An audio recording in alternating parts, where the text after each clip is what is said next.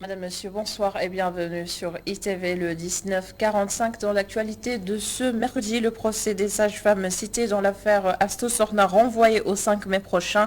Les avocats de la partie civile ont sollicité le renvoi de l'audience pour mieux prendre connaissance du dossier. Une grande manifestation de soutien à ces sages-femmes a été organisée dans la matinée. Les détails à suivre en début de journal. La direction du commerce intensifie ses opérations de contrôle des marchés à moins d'une semaine de la Korité.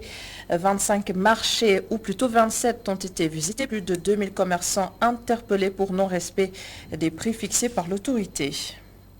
Une nouvelle coalition d'opposition vient d'être créée en perspective des élections législatives de juillet prochain. À la tête, 5 leaders politiques. Tierno Bokoum en fait partie. Le président du mouvement Agir revient dans cette édition sur cette initiative commune. Tout de suite, le développement.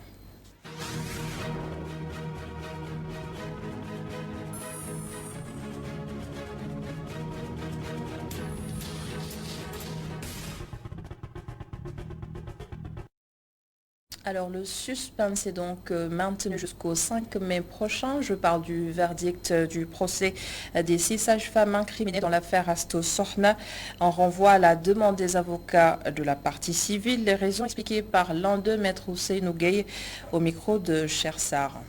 Nous venons de formuler une demande de renvoi qui a été acceptée par le juge. Demande de renvoi fondée sur plusieurs critères. Le premier, c'est que le dossier n'a pas été mis à notre disposition pour nous permettre de pouvoir assurer correctement la défense des intérêts de nos clients. Parce que les rares avocats qui ont eu accès à ce dossier l'ont eu, je pense, hier soir très tard. Mais nous sommes arrivés, nous, à Louga un peu tard, de sorte que les services du parquet étaient fermés et nous n'avons pas pu avoir accès au dossier. Ça, c'est de deux. Nous voulons mettre en cause l'État du Sénégal. Parce que quand même, il faut savoir que ce sont des sages-femmes qui, pour la plupart, sont des fonctionnaires. Et c'est l'État qui doit répondre des conséquences financières de toute éventuelle condamnation. Donc nous voulons mettre en cause l'État du Sénégal. C'est également l'un des motifs du renvoi. L'autre motif du renvoi, c'est que tout le monde l'a compris. On l'a dit et redit. Le ministre même a eu à dire qu'il y a eu 3 rapports d'audit. Qui, mieux que le juge qui juge ici cette affaire-là, a droit aux conclusions de ces rapports d'audit. Surtout que le ministre s'est fondé sur ces rapports d'audit pour déjà prendre des sanctions disciplinaires. S'il y a eu des sanctions disciplinaires, on peut en déduire qu'il peut y avoir des sanctions morales parce qu'au moins la faute de toutes ces personnes-là résulte de ces rapports d'audit. En tout état de cause, il y a à penser que le protocole sanitaire et médical n'a pas été respecté, raison pour laquelle les rapports d'audit, tous faits par des experts en santé, ont été assez concluants aux yeux du ministre pour justifier justement des sanctions disciplinaires. Ces sages-femmes ont bénéficié aujourd'hui encore du soutien de leurs collègues. Le syndicat démocratique des travailleurs de la santé a organisé une mobilisation blanche ce matin. Ces agents exigent en même temps un plateau technique de qualité pour une prise en charge des patients dans toutes les structures de santé dans tout le pays. D'ailleurs, Chersek est le secrétaire général de ce syndicat, on l'écoute. Qui pour nous ont été arbitrairement, en tout cas, c'était un jugement qui avait été fait et que leur culpabilité est établie avec des preuves à l'appui, on n'aurait pas posé de problème. Vous savez ce qui s'est passé relève du parquet. Et nous savons le parquet dépend du ministère de la Justice, qui lui-même dépend du président de la République. Et quand le président parle, les gens font tout pour essayer de mettre à exécution tout ce que réellement ça vient de l'exécuter. Aujourd'hui, pour parler de mort d'une personne, il faut au moins un certificat de gendarmerie. Et dans ce dossier, il n'y en a pas. On parle de négligence. Et même cette négligence, nous la réfutons. Parce que tout simplement, pour qu'il y ait négligence, c'est de ne pas accueillir le malade. La malade ou la patiente a été accueillie, on l'a essayé, on lui a mis une perfusion. Maintenant, qu'est-ce qui fait aujourd'hui qu'on prenne ces mêmes personnes pour les mettre en prison et pourtant le mois de mars, il y a eu des 14 morts, jusqu'à présent on ne l'a pas dit. On a arrêté personne et on n'a pas fait ce réquisitoire que notre ministre de l'Intérieur a dit, alors que le ministre de l'Intérieur ne l'a pas fait. Donc aujourd'hui, ils ont dit qu'ils vont continuer la détention, ils ont renvoyé renvoyer le procès? Parce que c'est eux-mêmes qui veulent fixer la date. Pourquoi renvoyer le procès alors que nos avocats étaient prêts? Parce qu'il n'y a rien dans le dossier. Et ils veulent continuer à maintenir nos camarades en prison. Et ça, c'est inacceptable et on ne l'acceptera pas. Aujourd'hui, on a vu la grande mobilisation et on va évaluer. Maintenant, puisqu'ils prennent le temps de ce qu'ils sont en train de faire pour mettre nos camarades en prison, nous aussi, nous allons réagir par rapport à la hauteur de ce qui a été fait contre nos camarades. Et voici à présent la réaction du directeur de l'hôpital d'Al-Diam de Guédiawaye. Moussa Samdaf parle d'une erreur médicale malheureuse qui nous interpelle tous et doit nous amener à une prise de conscience. Regardez. Acteurs de la santé, une seule vie humaine perdue pour nous est une grande perte. Malheureusement, c'est tombé sur Astou Sokhna. Nous profitons de cette occasion pour présenter nos condoléances à toute sa famille. Tout le processus de prise en charge de cette valeureuse dame a été audité et il a été constaté quelques défaillances. On continuera à dénombrer des décès dans les hôpitaux. Mais ce qu'on ne peut pas continuer à admettre, c'est peut-être un mauvais accueil, un mauvais comportement. Ça, quand même, c'est nous, acteurs de la santé, qui devrions faire notre introspection, chacun en ce qui le concerne, au-delà de l'autorité. Il ne faut pas également que les travailleurs de la santé soient jetés en pâture. Aujourd'hui, peut-être, il y a eu ce cas, regrettable, je dis bien. Voyons maintenant les assurances de la direction du commerce à moins d'une semaine de la fête de Korité. Alors que les consommateurs se plaignent d'une cherté des denrées sur le marché, un peu plus de 2000 commerçants ont été interpellés pour non-respect des prix en vigueur. Seynabou Babou Barasso nous en dit plus. La guerre entre l'Ukraine et la Russie a d'énormes conséquences sur la scène internationale. Les prix flambent et les produits, surtout l'huile, deviennent rares. Fait imminent, des difficultés d'approvisionnement seront notées sur le marché. Nous sommes dans une période de tension extrême. Et comme vous le savez, l'inflation, elle est contagieuse. Il suffit qu'on constate une hausse ailleurs, même si ce n'est pas un produit sur un produit homologué, il y a un effet de répercussion. Et il y a un effet de contamination. Nous avons été rattrapés par toute cette crise qui se passe sur le plan international. Aujourd'hui, notre problème, notre difficulté, c'est d'abord que le marché soit bien approvisionné en huile, d'abord. Parce que, comme le dit le Wolof,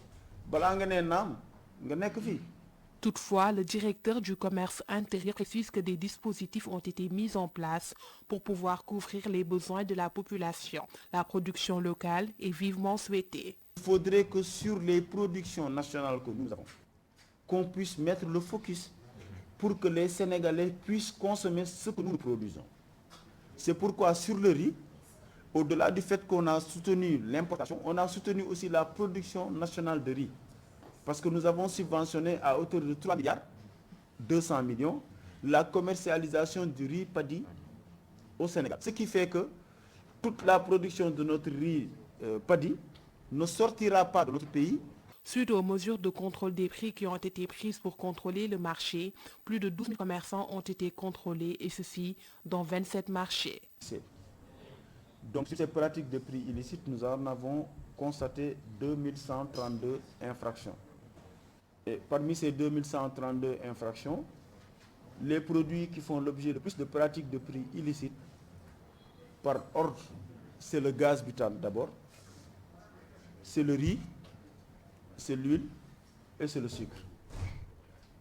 Et les amendes à hauteur de 27 millions de francs CFA. Le directeur du commerce intérieur rassure, pour le moment, le marché est bien approvisionné en produits, mais aussi les produits n'ont toujours pas connu de hausse malgré cette situation de conjoncture économique.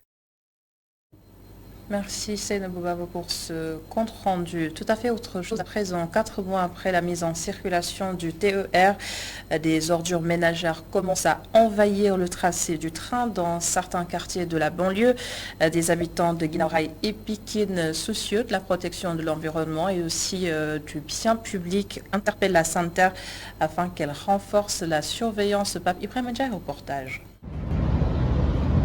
Les voici qui s'installent, ou plutôt qui signent le retour petit à petit sur le chemin du train express régional. Les déchets, pneus, bouteilles, plastique frôlent de plus en plus les rails ultra modernes. Le TR, une infrastructure de dernière génération, mais accompagnée jusqu'à présent par de vieilles pratiques, regrette Maria Mandiaye. Et pourtant, cette actrice de développement local ne cesse de sensibiliser les populations ici à Guinaw Rail.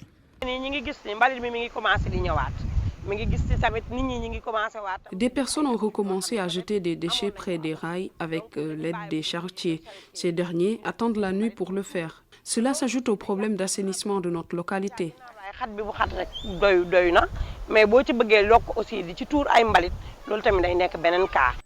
Dans cette partie de la banlieue dakaroise, sur son chemin ou aux alentours, le train traverse à vive allure des déchets de toutes sortes.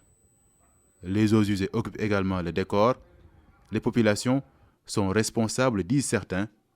Pas tout à fait, répondent d'autres.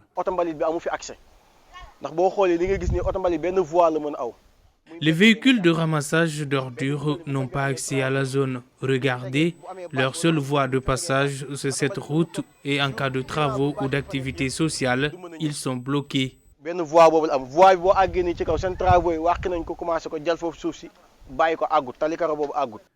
Au regard de ces avantages, l'arrivée du TR a changé le visage de la localité, témoignent des anciens de Guinaw Rail.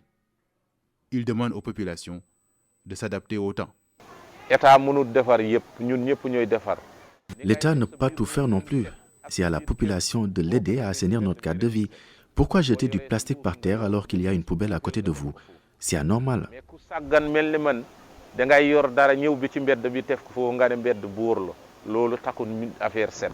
Pour préserver le cadre de vie autour du train express régional, Maria Mandiaye souhaite davantage d'assainissement et de verdure. D'après elle, c'est la seule réponse pour aider les populations à profiter du TR et sans déchets. 4 morts dans l'accident survenu hier sur la route de Dias. L'un des chauffeurs était ivre. Un comportement inacceptable et vous avez été nombreux à le dénoncer dans ce reportage signé Mamadou-Si sur des images de Moussa Fall. Mamadou Diouf est bloqué dans les embouteillages depuis quelques minutes, souvent obligé de faire marche arrière pour laisser passer les autres véhicules qui empruntent la voie inverse. Pour ce chauffeur de taxi, les conducteurs ne sont pas exempts de reproches. Ils jugent mal de voir certains d'entre eux prendre les boissons alcoolisées au volant. Il y a certains chauffeurs, c'est le jour même où ils reçoivent leur permis qu'ils commencent à conduire. C'est très dangereux. Tout peut se passer. C'est bizarre de penser qu'en prenant de l'alcool, tu pourras mieux conduire. Cela est tout à fait impossible. Ils ne sont pas compatibles. Le risque d'accident est présent. Avec ses 30 ans d'expérience dans le domaine, Cherfal estime qu'il est temps que les chauffeurs puissent savoir qu'ils doivent avoir un bon comportement et être irréprochables dans leur métier.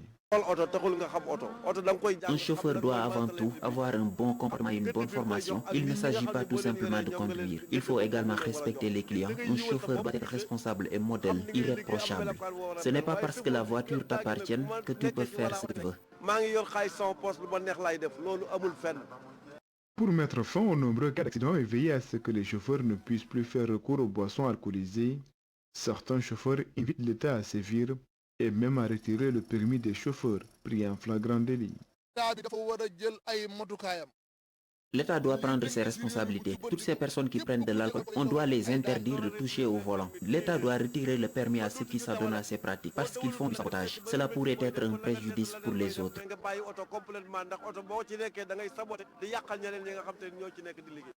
Les accidents sont récurrents ces derniers temps. Les automobilistes pointent du doigt la responsabilité de leurs pairs. Même si pour certains, il existe des chauffeurs exemplaires, l'État est interpellé à appliquer davantage des sanctions.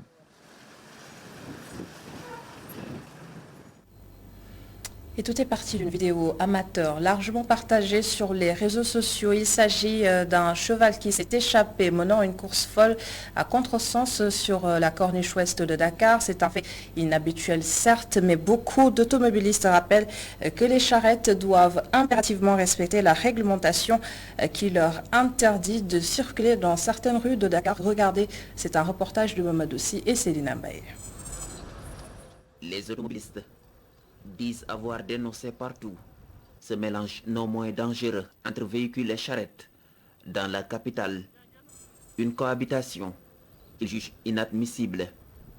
C'est le cas pour Papis, chauffeur de taxi clando.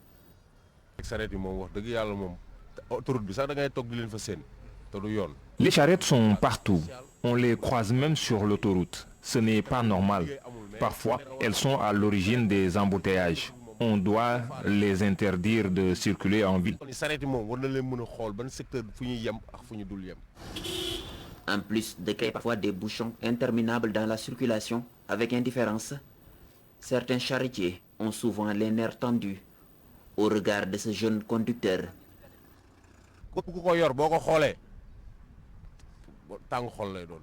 Certains sont nerveux, insupportables. Ils sont tout le temps sur la défensive. On aperçoit parfois des panneaux qui interdisent la circulation aux charrettes, mais elles passent, ce qui est inacceptable. Les charrettes sont perceptibles aux abords de la mosquée Massalikul Jinan. Leurs propriétaires disent se préoccuper de leur gagne-pain. Si l'on se fie à Moussa, ils trouvent incompréhensible le comportement des automobilistes à leur égard.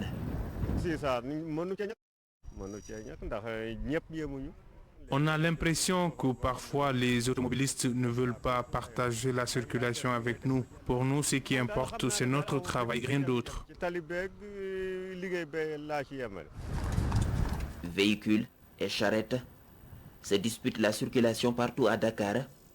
Les automobilistes s'en désolent et interpellent les autorités pour une régulation. En marche vers les élections législatives de juillet prochain, une nouvelle coalition est née, portée par des organisations de la société civile et des leaders politiques.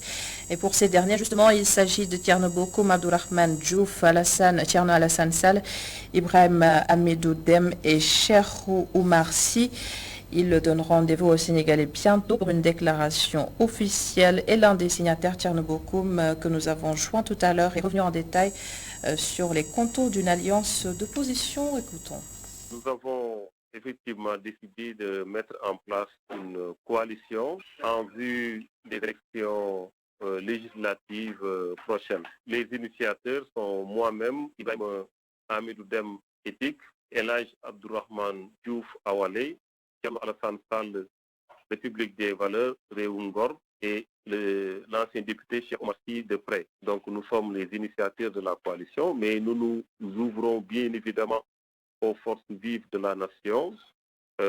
Donc c'est une coalition qui est ouverte aux leaders, aux partis politiques, aux membres de la société civile. Il s'agit de mettre en place une coalition. Personnellement, j'ai toujours dit qu'il y a ce qu'on appelle les oppositions et chacun a la possibilité de s'organiser par rapport à ses propres convictions.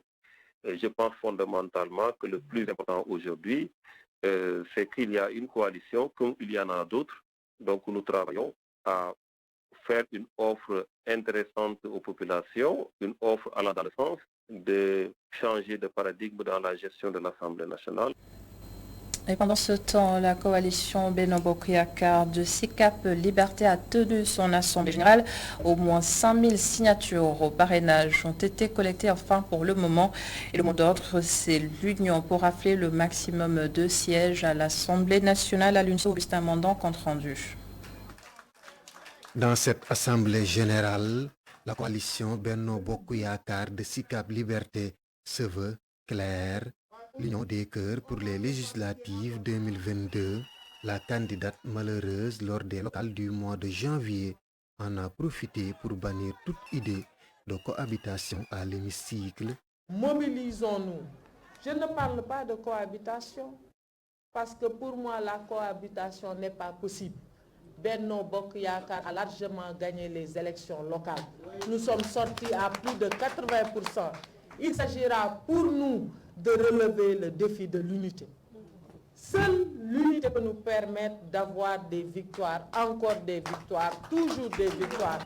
La coordinatrice de la mouvance présidentielle à SICAP Liberté n'a pas raté l'opposition qu'elle traite de mauvaise foi suite à sa démarche après les modifications apportées dans le code électoral.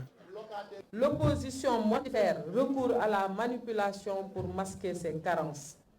La dernière tentative d'induire l'opinion en erreur s'est dégonflée.